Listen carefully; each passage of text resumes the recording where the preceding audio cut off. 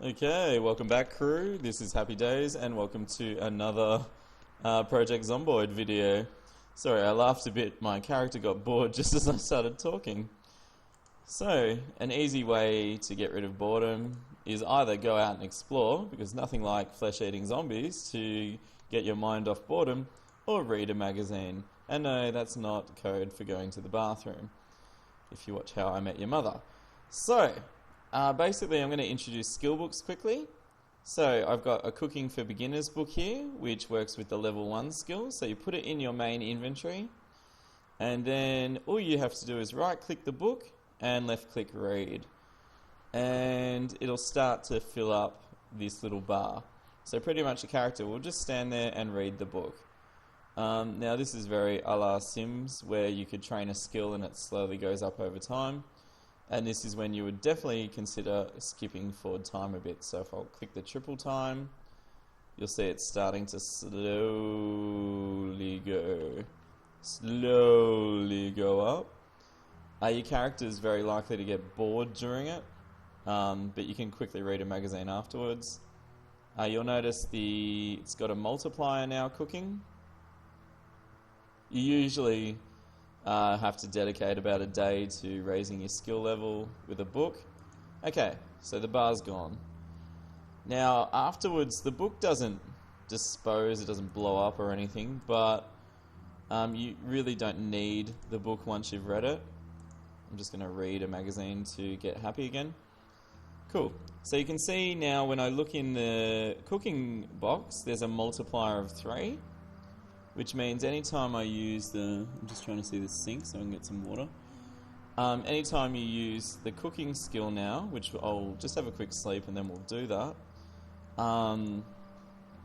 you'll actually get, say you're going to get 3 experience points, you'll get 9 instead. So skill books are super useful for leveling up skills. So I'll just quickly sleep. You can just throw the book away if you want. Or I'm pretty sure you can use it in campfires. Once the electricity goes out, you can't use the stove for cooking anymore. So you pretty much have to start getting in the backyard and start the campfire. Kumbaya. Alrighty, so let's get cooking. Welcome to the Happy Days Kitchen Show. This is Happy Days, and today I'm going to cook something for you. I don't know. I assume that's how you would sound if you were cooking. So, we're going to need a pot. Oh yeah, we're going to make soup, by the way. Highly exciting. Okay, we're going to need 1 can opener, 1 can of soup. And unfortunately I don't need all that water, so we're going to pour it on the ground. There's no consequence for pouring water all over the floor. It just seems to disappear into thin air. So, you click Make a Pot of Soup, and it must do the opening the can for you, which is nice of it. And as you can see, I got 36 experience towards level 1 cooking, or towards level 2, I suppose. Okay, so I have the pot of soup. You'll notice it says uncooked soup in its glitchy glory there. Fresh uncooked pot of soup. So now you need to put the pot of soup in the oven, and you turn on the oven. So you left click it, and you'll notice that you'll start to get this red hue over the pot of soup. So any cookable item can be cooked in the oven. So you put the soup in, it's getting all red and hot, I assume. That's why I keep cookware in the oven too, like it doesn't get damaged.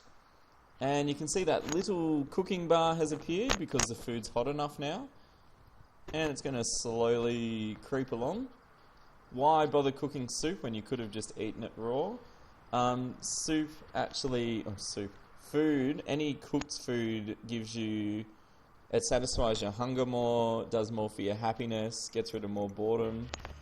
So it actually has more benefits when it's cooked. I suppose like in real life, I'd rather eat, rather than drinking a cold can of soup, I'd rather heat it up, maybe put some spice in it, or some pepper or something, Of course it's going to make you feel better. and more full. It's more satisfying. So, normally I would skip this ahead, but I just wanted to explain it while it was happening. Now, as soon as it's finished cooking, it'll actually get a new meter, which is called burning.